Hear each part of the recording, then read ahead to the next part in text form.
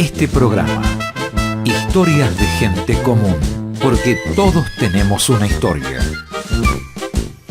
Hola, ¿cómo le va? ¿Qué dice? Esto es, usted lo sabe, Historias de Gente Común. Porque todos tenemos una historia. En este caso, la historia de Cristina Beatriz Díaz Cascone. Cristina Beatriz Díaz Cascone, la profesora Cristina Díaz, es un personaje de la ciudad de Rosario y en el ámbito universitario un gran personaje. Pero esto es Historias de Gente Común. Acá hablaremos de cómo fue, cómo llegó, su familia, sus recuerdos, lo que ayuda a componer esta propuesta que nos va a quedar siempre inconclusa. El perfil de la región Rosario. Señor director, primer bloque de Cristina Díaz, ahora. ¿Cómo es tu nombre completo? Cristina Beatriz Díaz. ¿Para qué anoto? ¿Cristina? Beatriz Díaz. ¿Y te la necesitas mamá? el apellido Cascone, es de la madre. O sea, ¿Cómo es? Cascone, con C. El primero Díaz es español, ¿y el Cascone? Es italiano, de la Basilicata. ¿Qué es la Basilicata? La Basilicata es una región del sur de Italia. O sea, del sur-sur. O sea, Es todo sur-sur. Mira, los Díaz son Díaz y Bautista, que son de la línea del Peñón, más al sur no se puede, de la línea de la Concepción, y la abuela malagueña, que es Bautista. Y del lado de los Cascones, son Cascone, Atardo, bien sur-sur, Basilicata y Sicilia, Santa Elisabetta pegadito a Agrigento. o sea que por ahí hay un costado siciliano. Tengo el costado siciliano fuerte, yo creo que ahí hay genes árabes de 700 años de dominación o Siempre, más. siempre. Creo que África, bueno, el hombre es negro, o sea que el África está. ¿Y en Rosario? Y en Rosario, bueno, nací en Rosario en el 52. En realidad, Casi como la canción de Sabina, yo también nací en el 53. claro, yo soy del 52, digamos que de casualidad nací en San Lorenzo porque me adelanté un mes y a mi madre la llevaron a atenderse allá, porque estaba en casa de amigos en Capitán Bermúdez, pero siempre viví en Rosario, a 1 cuadra y media de la cancha de Central. Con lo cual, bueno, es como dice mi Twitter, politóloga, peronista y de Central, es la única manera de definirme, digo, qué sé yo, no sé. ¿Cómo era ese barrio?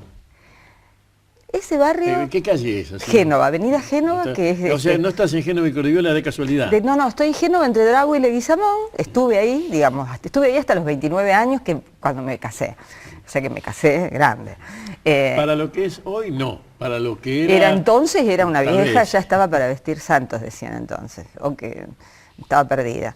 Pero el barrio era un barrio tranquilo, de veredas anchas, de gente que se sentaba en la vereda a tomar mate, a conversar.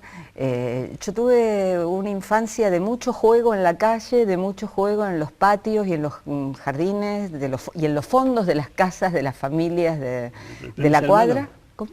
¿Tenés hermanos? Tengo una hermana, pero mi hermana es casi 10 años más chica que yo. ¿Te tocó cuidarla?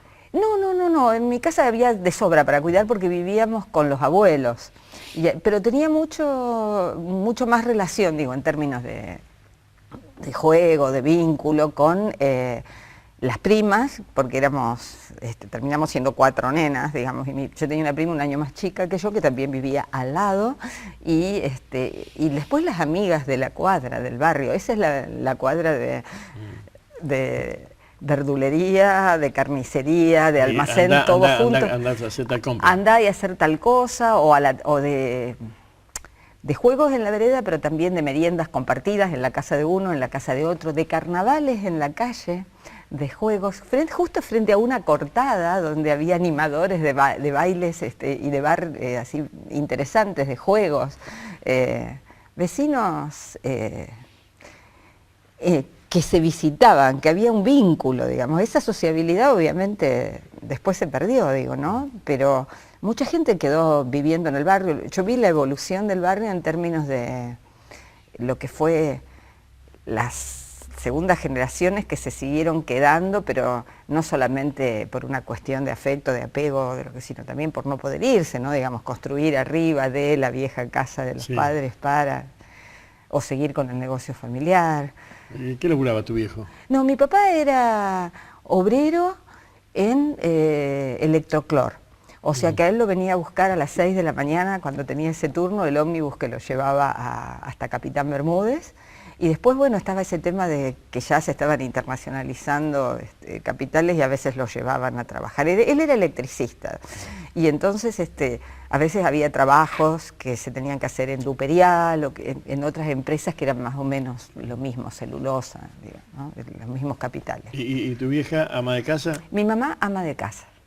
Ama de casa, primario completo, y yo soy primera generación de gente que llegó a la universidad.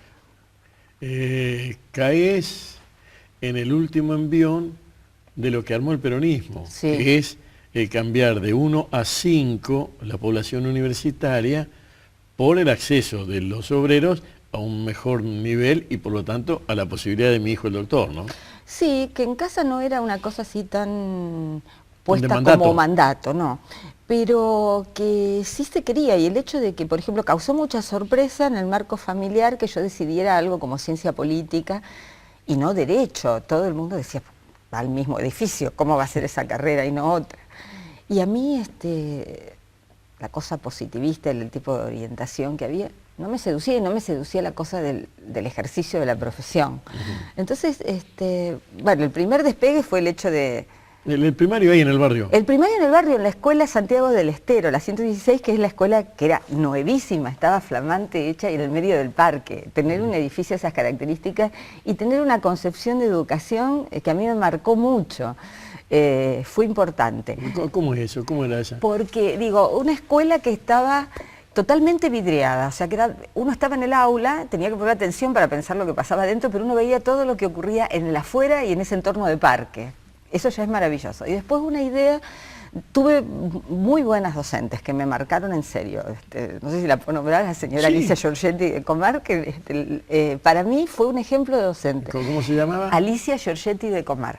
Alicia, y también la señora Norma, que era la que nos enseñaba manualidades, y yo me resistía, pero podía ser buena también cuando me sentaban y me hacían dedicar. Gente que mostró mucho amor por lo que era enseñar, pero de una manera en la que no se imponía, digamos. Nosotros podíamos ser creativos, podíamos ser libres, muy activos. Era esa cosa de, si se enseñaban peces, íbamos a la estación hidrobiológica, esa que está ahí todavía en el parque y ahora en refacción. Si estudiábamos angiospermas, gimnospermas, íbamos a recoger semillas al parque. Muy el Emilio. Sí, muy en esa onda. Y entonces, por ejemplo, el tema de la sanción ante las faltas a la disciplina. Teníamos un sistema de tarjetas disciplinarias en las cuales tenían colores que daban valores y eran una cantidad de puntos. Podrías haber terminado de referir con él. Claro, en serio, y el tema era que vos te tenías que autoevaluar en función de tu falta y tenías que entregarle la tarjeta que vos creías que te correspondía a la docente. Y eso era algo que nos hacía pensar desde chicos en nuestras actitudes, en nuestros modos de ¿Era una relacionarnos. escuela modelo o eran los profesores, No, yo creo que docentes? yo creo que era el esquema docente que se elegía, no sé si era provincial, así que el tema sería a lo mejor una onda de época que bajaría desde el ministerio, como estas cosas de las modas pedagógicas, pero ahí funcionaba y yo me daba cuenta que a mí me estaban educando de un modo distinto a mis amiguitas de la cuadra con las que jugaba, que yo veía que tenían otro vínculo con el colegio. ¿Y el secundario? Normal 1, ese fue un salto grande. El normal 1 es el de la Plaza Sarmiento. El de la Plaza Sarmiento. Había que rendir. Había que rendir examen de ingreso. 52, 58, cuando vos entraste estaba Frondizi, cuando entraste al secundario, o por ahí. Cuando yo entré al secundario, y yo entré en el secundario, no sé si ya no estaba ahí el gobierno de... La transición al gobierno de Ilia, me parece que era. Porque tuve examen de ingreso. Yo sé que cuando estaba en segundo, ya hubo... Eso fue después de Frondizi, Guido y sí, claro, por eso digo, no sé si interinato. no fue en ese interinato que yo entré, pero teníamos un examen de ingreso y era muy raro que la gente que no iba de los cursos de primaria del normal, del departamento de aplicación del normal, entrara con buenos puntajes al secundario. Yo fui medio bicho raro porque yo venía de una escuela de barrio y me acuerdo que... no sé si tuve el segundo o tercer promedio de los 3 exámenes de ingreso, porque también rendíamos idioma, porque lenguas vivas. Sí, sí. Inglés, lo mío. Y ya eso implicó hacerme a otro tipo de relaciones con las compañeras. ¿Y el viaje? El viaje sí, el famoso 105, era un karma, pero bueno, me acompañó mucho tiempo y después fue en los 107. De todas maneras, yo estaba acostumbrada ya a viajar porque desde los 9 años estudiaba inglés y iba a la Florida, a la casa de Missy Giafardini. Era el otro sentido, pero ahí aprendía a manejarme en colectivo desde chica. Y era otra vida, era otro barrio, ¿no? ¿Y manejaban dinero en esa época? Yo, poco, nada más que lo que necesitaba para los gastos de la semana. ¿Te daban y me por lo semana? administraba, sí. Es raro eso, el viejo, ¿de dónde sacó eso? O mamá, ¿de dónde salió No, eso? en casa había un estilo muy de organizar el dinero. Primero, mi padre cobraba por quincenas, entonces él traía el sobre. Y se sentaban con mi madre y yo eso lo veía en la organización de los gastos familiares. Esto es para esto es para esto otro. Y había prioridades y esas prioridades se discutían. Y además... en ese sentido yo creo que fue piola que no tuve esa cosa de los chicos, esto no es de chicos, o los chicos no tienen que escuchar estas conversaciones. No, al contrario, digamos, como que lo viví muy integrada a esas cuestiones.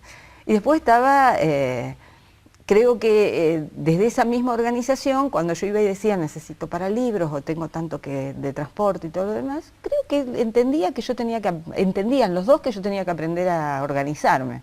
Y eso fue parte también, ¿no? Porque yo ahorraba para salidas, para el cine de barrio primero, en el que íbamos también en grupo, en patota, después cuando ya fui al Normal hice otras amigas para los cines del centro, ¿no? Y en esa época todavía, por lo que recuerdo, había una diferencia entre el barrio y el centro, no había una comunicación gráfica o edilicia tan absolutamente pareja. No, había una discontinuidad, y no solo así en lo físico, digo, también se notaba en el tema de cómo nosotros nos habíamos formado mirándonos a nosotros mismos y pensándonos en relación a eso. No todas mis compañeras que venían también, igual que yo, del barrio, hicimos procesos más o menos homogéneos de adaptación o de vinculación con el resto. Había algunas que querían negar la diferencia que existía y asimilarse. O sea que nunca fuiste una chica del centro. No fui una chica del centro, pero siempre fui una chica aceptada e integrada, a pesar de no ser del centro, digo. Y tengo amigas entrañables desde esa época. Mi mejor amiga del Normal, que ahora vive en la zona norte, en la Florida, es Nora Brun, que era bien del centro. Nora Brun, que era bien del centro, y se dedica a...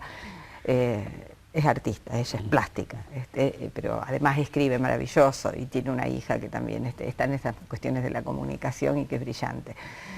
Y tengo mi grupo del Normal con las que no todas éramos un curso de 45, el Normal era una cosa que éramos números, estábamos bastante despersonalizados. Sin embargo, tengo mi grupo de 6 o 7 amigas con las que nos seguimos viendo 2 o 3 veces al año. Y nos apoyamos mucho en las cosas que nos están pasando ahora ya de grandes, claro. ¿no?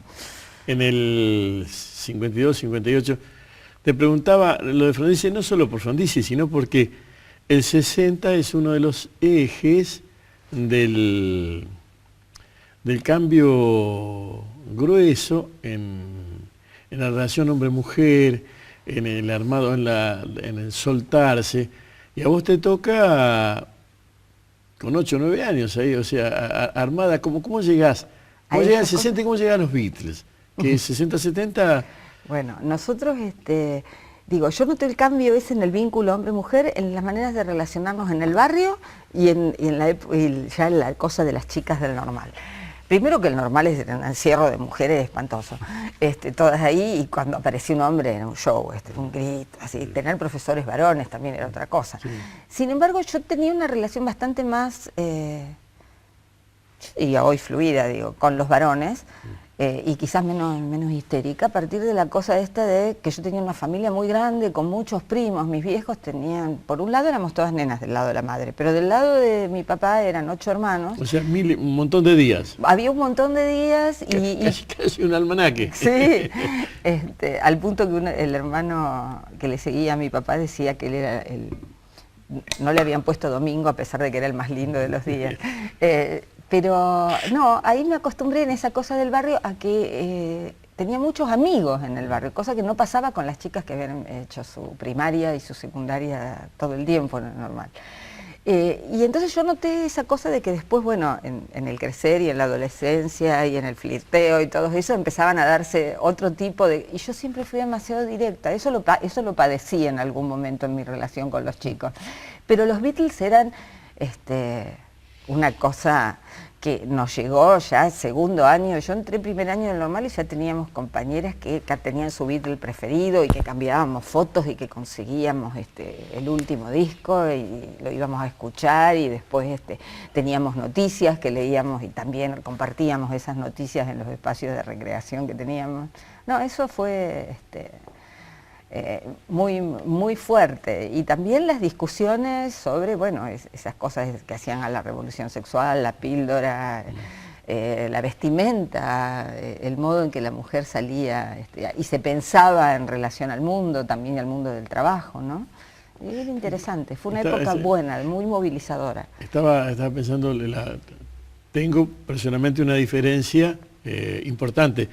Yo ya estaba hinchando en las calles con la Laica Libre. Laica Libre en el 57, vos estabas totalmente de casa, ¿no? Pero te tocó el 66 también entonces. Claro, sí, y estábamos, me acuerdo, discutiendo estas cosas en pleno 66, en clase de educación cívica, en una de las aulas del normal, con uno de los profesores, uno de los pocos docentes hombres que teníamos en el colegio en aquella época, que nos decía que él había ya vivido otros golpes. Era muy partidario, me parece que era demócrata progresista. Ahora yo reconstruyo, en aquella época él no lo manifestaba. Seguro que era liberal. Y después tuvo entonces un montón de docentes recontragorilas, mujeres, digo, lo puedo decir así porque realmente me fastidiaban tener que leer en esos libros de Delfino, de educación cívica, que esto de la tiranía, tal cual, ponerle números, fecharlas, datarlas y hacer esas líneas tan directas, bueno, marcaron. Más para mí, que venía de una familia donde el abuelo Cascone se había hecho argentino, había dejado su nacionalidad para trabajar en el ferrocarril y tener su carnet de afiliación peronista, ¿no? Ese es un tema.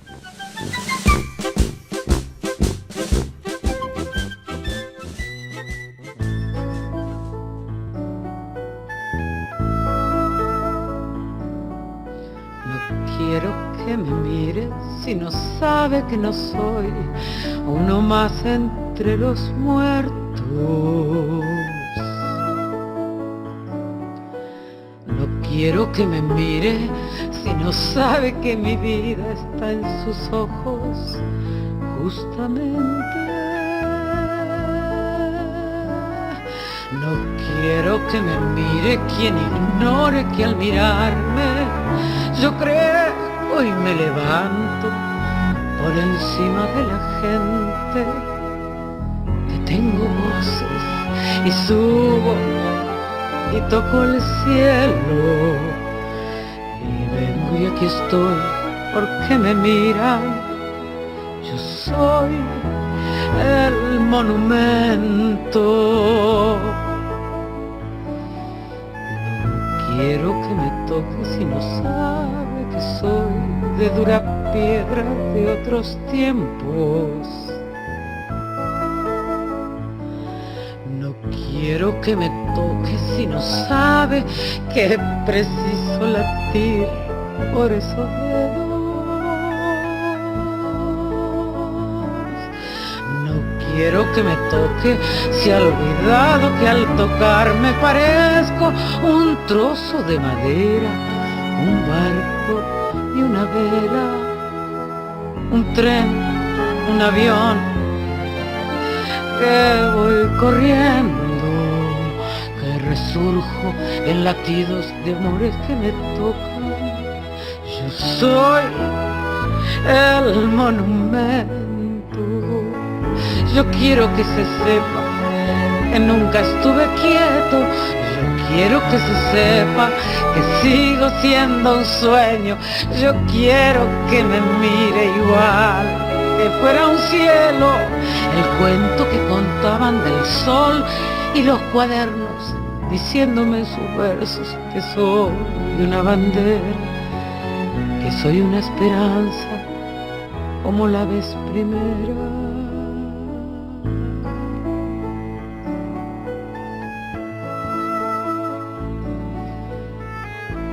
Quiero que me mire si no sabe que mira su rostro en un espejo. Yo quiero que me mire recordando que soy como la gente.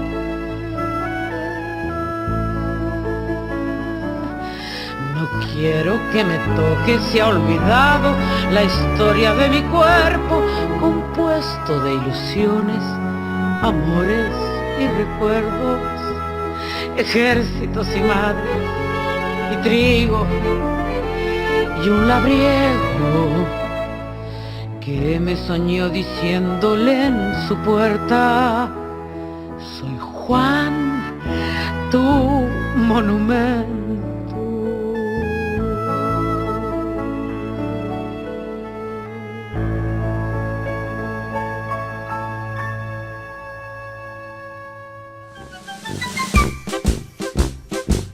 Hola, segundo bloque, Cristina Díaz charla con nosotros. Lo descubrimos, rosarina, politóloga, peronista, centralista.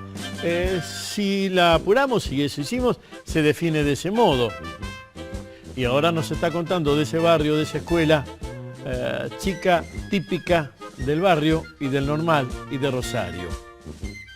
Por allí las cosas que cuenta, esto es historias de gente común, las cosas que cuenta se parecen a las cosas que podría contar otra persona en la misma situación. Bueno, de eso se trata, de ir encontrando los comunes perfiles para entender cómo somos y cómo es la región. Y para entender cómo somos y cómo es la región en historia de gente común. Porque todos tenemos una historia. Cristina Díaz, parte 2, señor director, ahora. Me río porque sobre el 50, en la primera leva para el voto femenino, mi abuela Josefa tenía el carnet también, y era medio como un orgullo el participar en política o participar afiliándose. Había armado de partidos políticos en esa época. Sí, sí que lo había. Y que, digo, en casa además era la discusión de los domingos al mediodía, donde se reunían alrededor de la mesa familiar la familia de mi tío, el hermano de mi madre, con los padres de ellos, mis abuelos maternos. Las discusiones eran maravillosas y eso fue ablandándome a mí el oído a la problemática, pero también la cabeza a la manera de conversar y de debatir y de convivir pese a la tremenda diferencia, porque mi tío era radical, furioso. Y mi padre se hizo también en ese universo peronista y del sindicato, aunque nunca fue dirigente gremial, pero era siempre una persona de consulta y en casa venía gente y conversaban y discutían. Y a mí cuando era chica y molestaba me mandaban a leer a la hora de la siesta cosas como los planes quinquenales, que a mí me encantaba mirar esos libracos, o también, digo, que también incidió mucho en mi relación con la política en el secundario, que también fue una época de efervescencia, también me agarró el rosariazo ahí, y después ya en la universidad, porque yo no me politicé, como buena parte de la gente de mi generación, sectores medios en el espacio universitario, sino que la cosa venía de la familia y con otra matriz, y eso marca. A ver cómo es eso, que o sea, no te adoctrinaron en la facultad. No. Vos llegaste ya enferma. Sí, yo ya llegué. ¿Vacunada o viralizada, como sea? Imagínate que yo, cuando hablaban de Evita y de las discusiones de la relación Evita con Perón y todo lo demás, pues yo había leído La razón de mi vida a los 11. Después había leído Las fuerzas del derecho de las bestias, que era una cosa rara y que fue el primer libro que me robaron en la universidad, porque lo dejé en un banco y alguien se lo llevó. Cuando tendría 12, 13, tenía este hermano de mi papá que lamentaba no llamarse Domingo porque decía que era el más lindo, había sido tesorero de un espacio de la Resistencia en el norte, amigo de don Carmelo Corazza, el dentista del barrio. Digo, tenía al diputado García, que a la vuelta de casa, con cuyo hijo yo había hecho la escuela primaria. Digo, era como que un ámbito muy, muy natural de peronización, diría, pero al estilo del barrio en aquella época, con las discusiones entre la rama política y la rama sindical ya instaladas desde el espacio de la familia, y también con el tema de la discusión con los otros, digamos, porque... 52, te tocó la primera infancia, pongamos 52, 60, esos 8 años, Sí. te tocó sin televisor. Arrancar sin televisor. Sí, arrancamos sin televisor. El primer televisor del barrio estaba enfrente, en la casa a los que nos abrían la puerta y las ventanas, lo tenían en su comedor, y los chicos nos sentábamos con sillita en la vereda de enfrente a mirar la tele. Después enseguida tuvimos nosotros televisión porque venía muy ligado al tema del sindicato que habilitaba que, digo, eran fuertes esas instituciones. Yo tuve muñecas por las rifas sindicales desde el inicio, y después teníamos acceso a estas otras cosas, a planes de compra que eran Claro, un masivos. televisor en cuotas cuando, Sí. Cuando las cuotas eran fijas porque no había problema, ¿no? Claro. Y entonces, sí, pero y después, primero tuvo televisión mi tío, y nos juntábamos en el living de su casa a mirar, los domingos eran toda la tarde los programas infantiles que estaban en cadena. Y después, cosas que también nos marcaron por edad, digo, esta cosa de Narciso Ibáñez Menta y esos programas de miedo que después me daba cosa cruzar el patio para volver a casa, ¿no? Sí, el muñeco maldito. El muñeco maldito. Sí.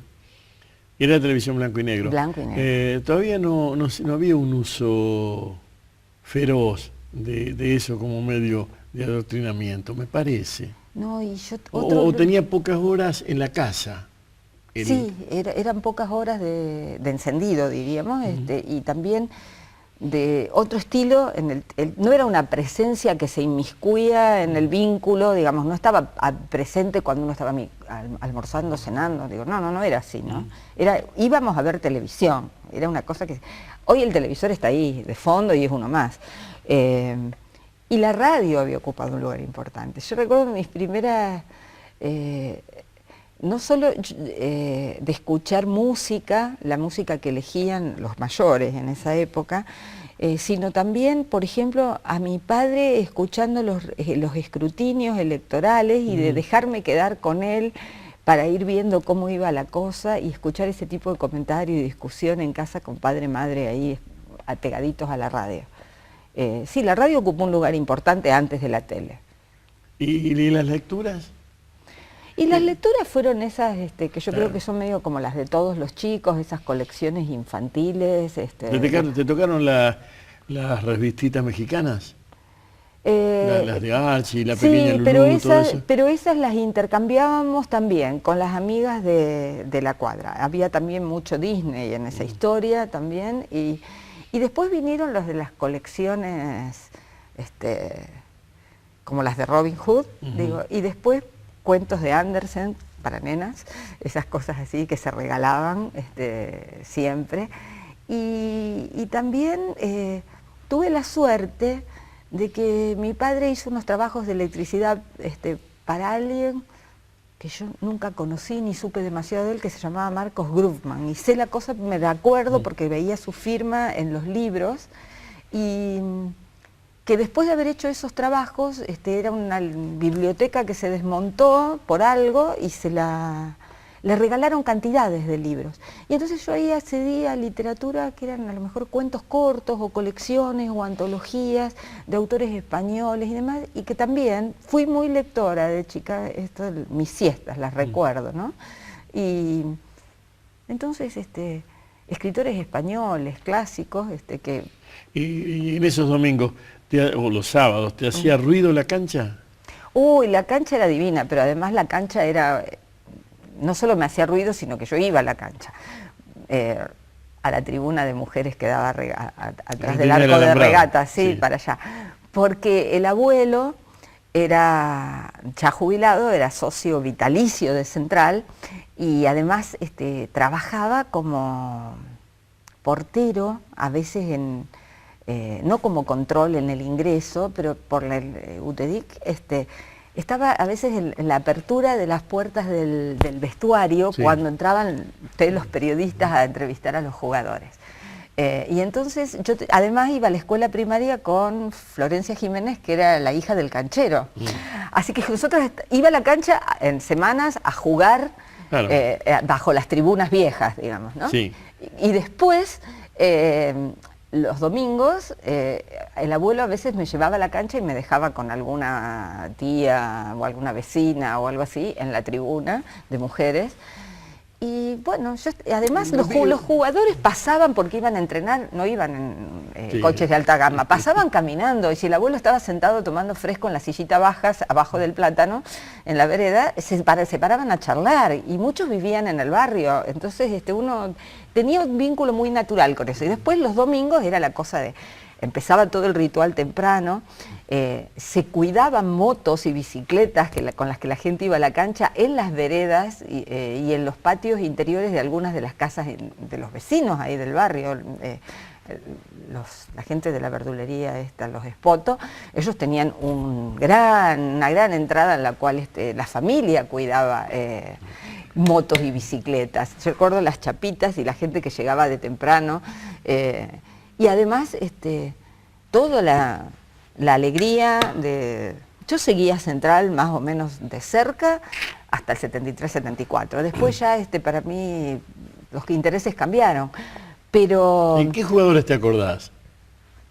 Ay, Andrada, Casares, Cardoso, Juárez, Castro, Jiménez, así me acuerdo de esa formación, digamos, por ahí. Pero digo, después uno...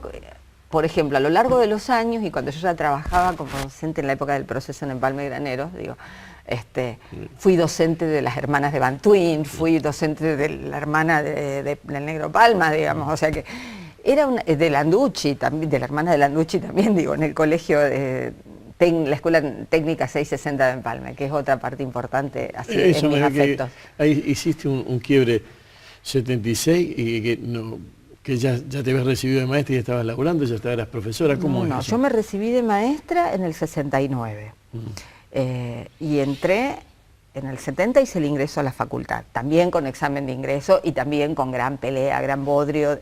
Esa es la parte de donde querían que fueras abogada. Claro, pero yo me metí en esa facultad, pero en ciencia política, sin ningún tipo de resistencia familiar, eso lo entendieron bien. Ahí lo conocí al Nito Banrel. Cuando yo fui a rendir mi examen de ingreso, él estaba arengándonos para que no rindiéramos el ingreso. Y nosotros entramos igual a rendir y después hubo toda una discusión ulterior y demás. Y te decía que ese salto que hice fue porque yo trabajé como maestra mientras estudié a veces también daba clases particulares en mi casa según las épocas, porque además no era fácil tener puesto fijo de maestra cuando teníamos horarios muy locos en la universidad. Pero... Estaba de reemplazante. Sí, siempre era la señorita reemplazante, itinerante, digamos, desde escuelas de Capitán Bermúdez hasta el Arseno, digo, ¿no? Pero yo me recibí en el 74, terminé ciencia política, y en el 75 yo estaba trabajando como docente auxiliar en el tríptico que se dictaba para los estudiantes que ingresaban en esa época, y en arquitectura, y empecé a trabajar en ciencia política, también en la facultad en la que me había recibido, con un cargo de auxiliar docente, y después en Derecho me nombraron como adjunta. Éramos 7 adjuntos en una cátedra que se llamaba de Teoría Política, para no ser Derecho Político y separarse de la de Natale. Sí. Y estábamos en gente con la que me crucé después a lo largo de los años, como el Chino Fernández Costa, como Marta Verdondini, el papá del chico Roberto Zuckerman, que es concejal. Sí, si le digo, el chico le va a gustar, el cholo, ¿no? El ruso Zuckerman. Sí, y César Tavares, que es... El negro Tavares. Sí, bueno, toda esa gente, digamos, éramos todos con el debido respeto, son más viejos que vos. Es que yo llegué tarde a ese paquete, digo, ese grupo de gente, porque, o temprano, digo, a ver, en mi militancia política universitaria, también pasé a integrar rápidamente, yo no me sentía demasiado cómoda con las orgas estudiantiles, pero también me pasaron rápido a trabajar en profesionales. Entonces ahí formaba parte de grupos de abogados que eran más grandes que yo, no había muchos politólogos que pensaran la política en esos términos, después con ingenieros, y ahí conocí a mucha gente que sí, tenía 7, 8 años, por lo bajo más que yo. Y fue muy interesante también, muy enriquecedor para mí. Y pongamos 74, para marcar una fecha, aunque es 73, pero 74, sí. Porque 74 tiene 2 quiebres, que es mayo y julio. Sí. Y el 54 y el 64. 54, la nena de 2 años, 64 sí. Es... mucha curiosidad. Sí, está... Mucha arrancando, inquietud. bueno, 10 años, ahí todavía recién te daban la plata para el colectivo, sí. Si te lo daban. Y 74 pasan muchas cosas en esos 10 años tuyos, perdón, en donde te vas de 10 a 20. También pasa mucho en tu vida, obvio, pero sí. no sé cómo manejaste eso. Porque en 64 hay un gobierno democrático, 66 viene un barullo que se termina en el 73. Y ahí vos te estás recibiendo y el 69 y el rosariazo te toca superadolescente. ¿Cómo era Rosario? ¿Cómo era Rosario? ¿Cómo mirabas vos Rosario? Vínculo, ¿no? Con Rosario. Y para mí Rosario en ese entonces era mi barrio, Arroyito, todo mi mundo de recreación más hacia el norte, con familia y con mucha Florida, mucho río, al que iba con mis amigas del centro, y también era el viaje cotidiano al normal, que no te daba tiempo de muchas cosas, digo, en el sentido de que entrábamos con prehora y teníamos séptima y después íbamos a inglés para seguir fortaleciendo cosas. Para mí fue un tiempo de mucho estudio y compensado con estas cosas, ¿no? Digamos que con una sociabilidad también muy abierta. ¿Tenés hijos? No, yo no tengo hijos. Para preguntarte si tenías el mismo rigor si practicaba el mismo rigor, si la escuela les da el mismo rigor. Yo creo que el normal nos daba mucho rigor, para con nosotras mismas, porque era muy exigente. Además era la época de implementación de pruebas trimestrales y después de pruebas cuatrimestrales en las que teníamos que rendir todas las materias en un lapso de 15 días y que si no venías armado tenías problemas. Además el normal nos exigía, yo lo pienso ahora a raíz de esto que vos preguntás del rigor, pensar que teníamos 16 años y teníamos que preparar los planes de prácticas integrales para que los visaran maestras del departamento de aplicación que no nos tenían ningún aprecio ni ninguna gana y que miraban esos planes también como un poco, ellas también obligadas, y nos confiaban grupos de 45 nenas para que a lo largo de toda una mañana le diéramos clase. Pensá vos una nena ahora de 15, 16, yo no tengo hijos, pero tengo 6 sobrinos, que están entre los 16 y los 23, 24 años. Y los veo que yo creo que que era inhumano de alguna manera lo que hacían con nosotros. Y sin embargo estoy feliz de haber pasado por eso, porque creo que me dio a mí herramientas para después manejarme y bancarme toda la que viniera. A pesar de que nosotros la canción de guerra que habíamos hecho en el 69 cuando nos estábamos recibiendo, la promoción de maestras, era con la música, no sé si te acordás de ese Kasachov, que fue una cosa... Sí. Bueno, y nosotros le habíamos puesto frustración.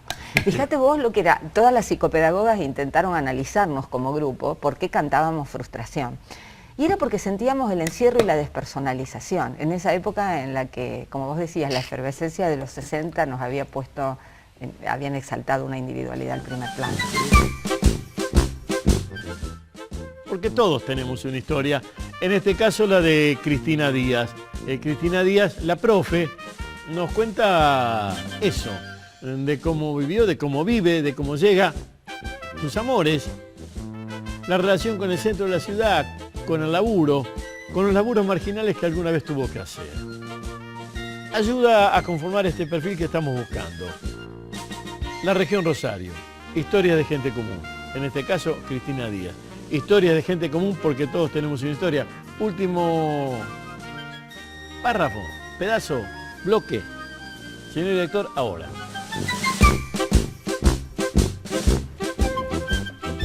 Los otros días, no sé por qué razón, porque ya la cabeza por ahí tiene disparadores que yo no manejo. Me acordaba, yo soy maestro, recibido en Santa Fe, y a mí me daba psicología un cura. La materia de psicología, pedagogía, psicopedagogía. Psicopedagogía. Sí, Me la daba un cura. Y si vos te pones a pensar, en realidad hubo siempre una pelea muy dura, y en aquellos años más, entre la psicología y la religión. La religión. Era medio una pelea clásica, ¿no?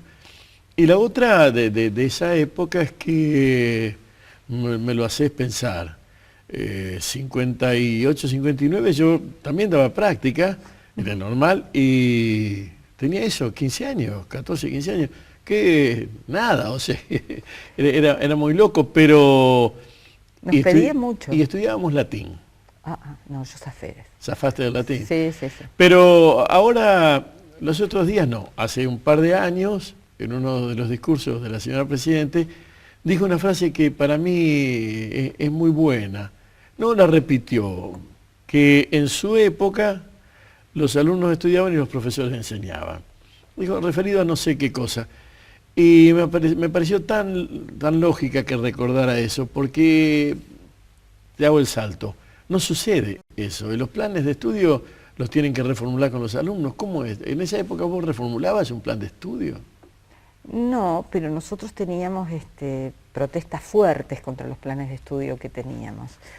Y además, pero yo creo que era más que nada, quizás por los modos, por las formas, porque ese trato distante, despersonalizado, que salvo que fueras un alumno absolutamente indisciplinado, que vivieras todo el tiempo bajo sanción o te tuvieran en la mira, o que fueras descollantemente brillante y entonces fueras abanderado, escolta, ese tipo de cosas, que también eran cosas que marcaban mucho, que a mí me molestaban, a pesar de que tuve esos lugares, pero me molestaban por la distancia que generaban con los demás, pero aún así el trato no era de alguien, no eras una persona, claro, yo lo pienso ahora y digo, ¿cómo podía ser si había 2 directivos para un turno y éramos 6 divisiones de 45? Bueno, era impensable. Sin embargo, nosotros, como leíamos cuestiones pedagógicas que iban en otro sentido, cuestionábamos esa manera de relacionarse, ¿no?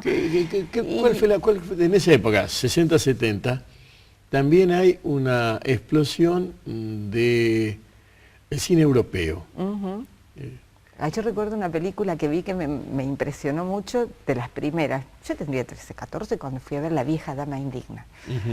Y que me pareció buenísima y que me cambió la manera de mirar el cine. Ya a partir de eso me empecé a orientar para buscar otras cosas. Después La prisionera de Clouseau. ¿Era señorita de cineclub? No. En esas cosas no, ves, todavía me pegaba el barrio y bueno, pero era de ir al cine cada vez que podía, de organizarme cuando tenía tiempo, porque además estaba esa cosa que muchos sábados y domingos preparando, mientras estaba en la secundaria, la semana de prácticas. Y después ya en la universidad, bueno, empezó toda la cosa del cine político, ¿no? Sí. De ir en grupo a ver ciertas películas que no podían dejarse de ver. Bueno.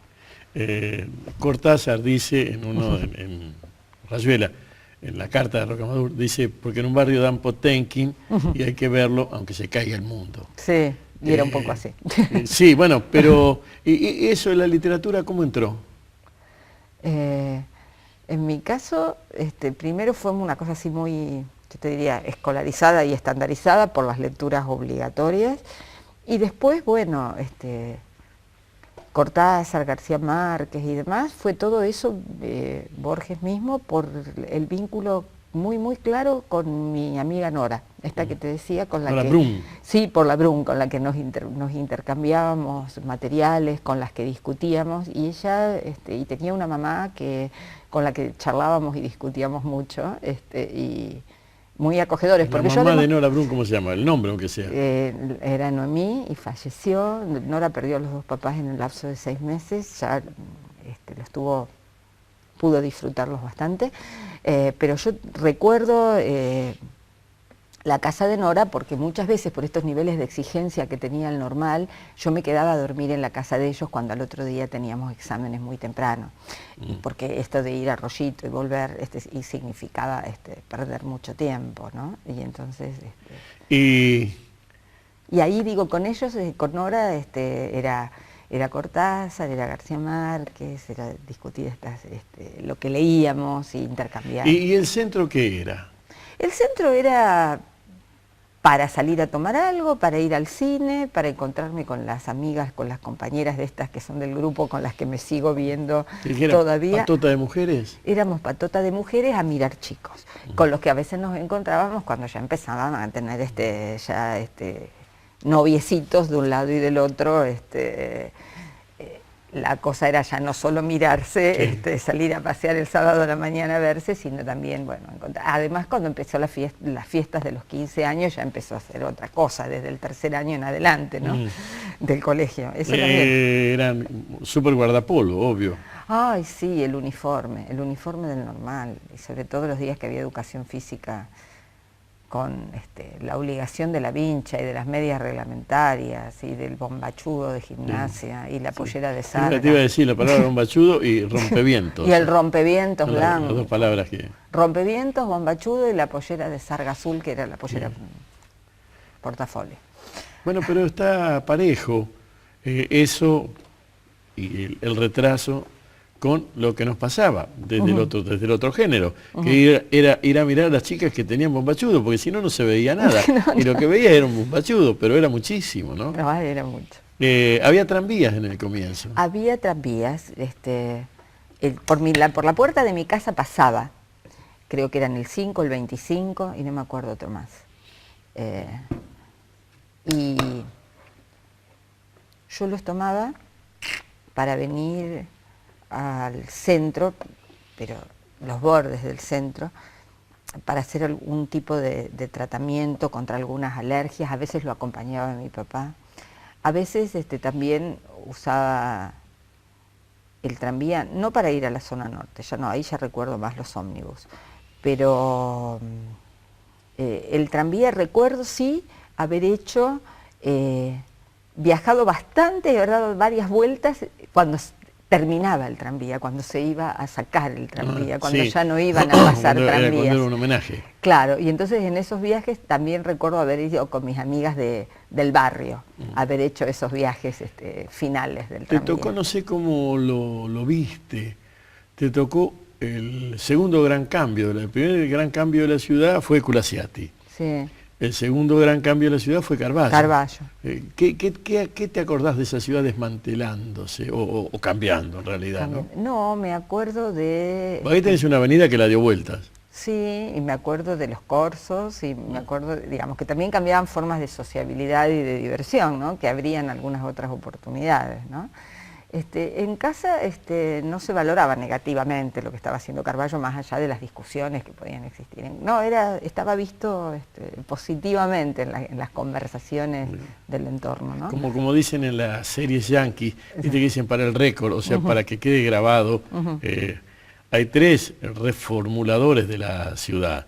Culaciati, con sus historias, desde el Castañino y el Parque de la Independencia para acá, genial. Carballo y después Susandizaga. Son los tres tipos que, de algún modo diferente, producen cambios edilicios visibles para todos los que viven. Después podés enojarte o no, pero los cambios fueron así, ¿no? No, y yo recuerdo también todos los trabajos que reformularon lo que era Boulevard Rondó, que yo lo usaba mucho porque tenía toda la familia de mi padre entre la zona que era de la vivienda del trabajador hasta Sorrento, y después toda la remodelación de lo que fue el Boulevard Avellaneda, del viejo veredón de Boulevard Avellaneda a lo que quedó luego, digo, y por Boulevard Avellaneda nosotros solíamos también encontrarnos con amigas del barrio para pasear, para conversar durante las tardecitas de los fines de semana, y eso también cambió muchísimo, pero yo no los viví como cambios ni demasiado traumáticos, ni de que me cambiara la manera de relacionarme en mi vínculo con el espacio. Y ya lo de Usandizaga me tomó dando clases en la universidad, habiendo vuelto después del proceso a la universidad, y Y ahí nosotros usábamos muchas de las políticas que Usandizaga impulsaba y las maneras de relacionarse entre el departamento ejecutivo, el legislativo, con los vecinos y con la ciudadanía y ciertos problemas, los usábamos como modos para... ¿A vos te habrá tocado alguna vez hacer un práctico de esos que tenían que ver con, por ejemplo, los problemas del transporte en Rosario y ver al Estado no como este tercer sujeto neutral, sino como jugando a favor de, no sé, digo, lo habrás visto alguna vez esas cosas que solíamos hacer, porque nos parecía que, me tocó hacer convenios con la administración Usandizaga para que los alumnos tuvieran prácticas preprofesionales, los de ciencia política, por ejemplo, y eso para mí es un orgullo haber pensado que debía haber prácticas preprofesionales en la carrera de política. Y que los amigos que me había llevado de vuelta a la universidad entendieran que era posible hacer eso, ¿no? Sí, el 83 fue una apertura para la ciudad distinta. Creo que apareció otra cosa. Sí. Pero en la ciudad también entiendo que hay dos miradas que eran muy distintas y triunfó una, la otra no. Sobre el uso de la salud, el uso del empleo público, el uso del espacio público. Con Usandizaga eran de un modo, con los socialistas de otro modo. Sí. Muy diferente. Y alguna vez habrá que reformular o plantearse, bueno, ¿qué fue mejor? No sé, no hay contrafactismo en eso, pero a dónde hubiésemos ido de un modo y a dónde hubiésemos ido, o a dónde estamos, del otro modo. Pero no sé en la docencia cómo fue eso. En la docencia, a mí me tomó esto ya de lleno en la docencia universitaria. Yo venía de regreso a la universidad porque a mí me aplican la ley de prescindibilidad en el 76, 77. En el 76. No, en el 76, ahí a menos de 2 meses del golpe ya estaba fuera.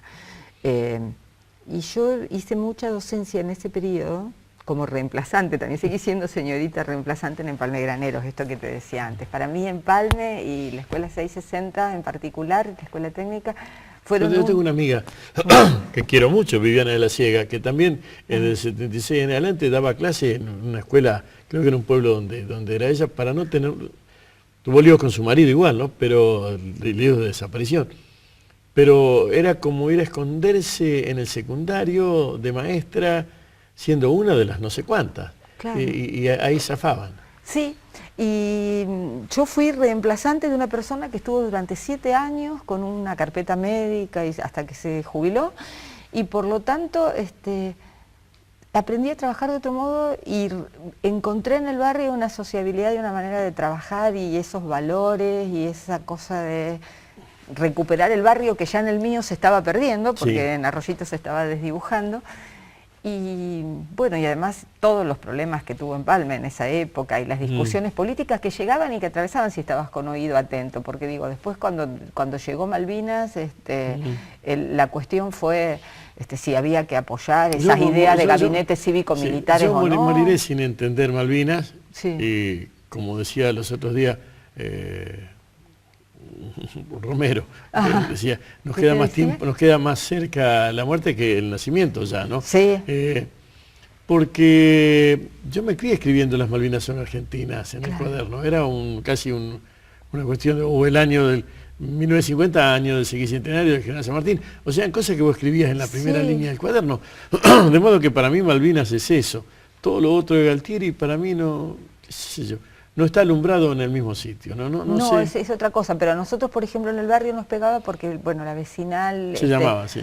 Y además la vecinal tenía algunas vinculaciones con gente partidariamente ligada al PC, y entonces ahí había algunas relaciones raras en las cuales se empezaba a plantear gobierno de coalición cívico-militar, y yo entonces zafaba desde mi lugar diciendo, yo no tengo mandato para hablar de estas cosas, y entonces tengo que volver a mis bases para que me digan qué, y ahí apareció... ¿Cuándo fue la primera vez? ¿Cuál fue el primer acto político al que fuiste? ¿Y en qué condición? ¿Fue de política universitaria? ¿Fue un acto político directamente?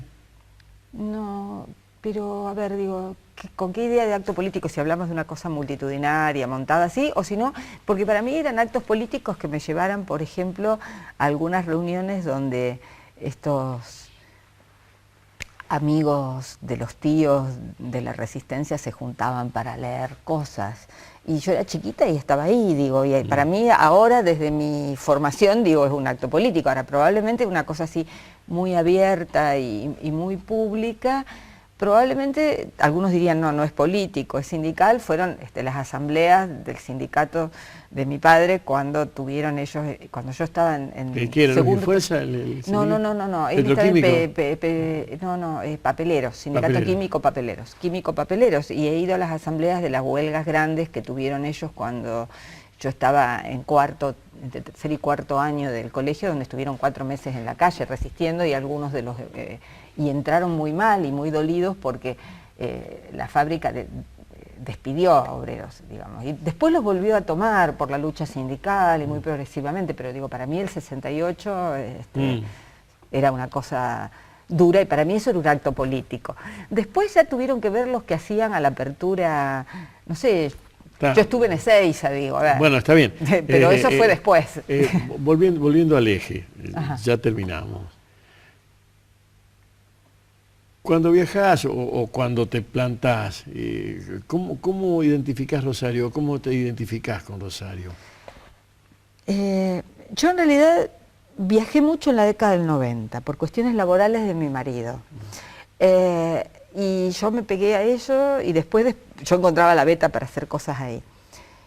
Y yo diría, yo a Rosario le encuentro desde ese vínculo, y hago el salto otra vez a Empalme, porque en aquella época yo solía decir que no necesitábamos irnos demasiado más que 20 minutos del centro para encontrar América Latina. Yo encontraba todos los problemas ahí. Y yo creo que después, cuando salí al primer mundo, dirían luego, encontré que Rosario tenía todo. Digamos que era cuestión de poner la mirada de uno. Es como si yo te dijera, en ese cuento que hacemos de no sos vos, soy yo, cuando tomamos decisiones, bueno, yo creo que no es Rosario, sino que somos de algún modo nosotros y la mirada que construimos sobre Rosario.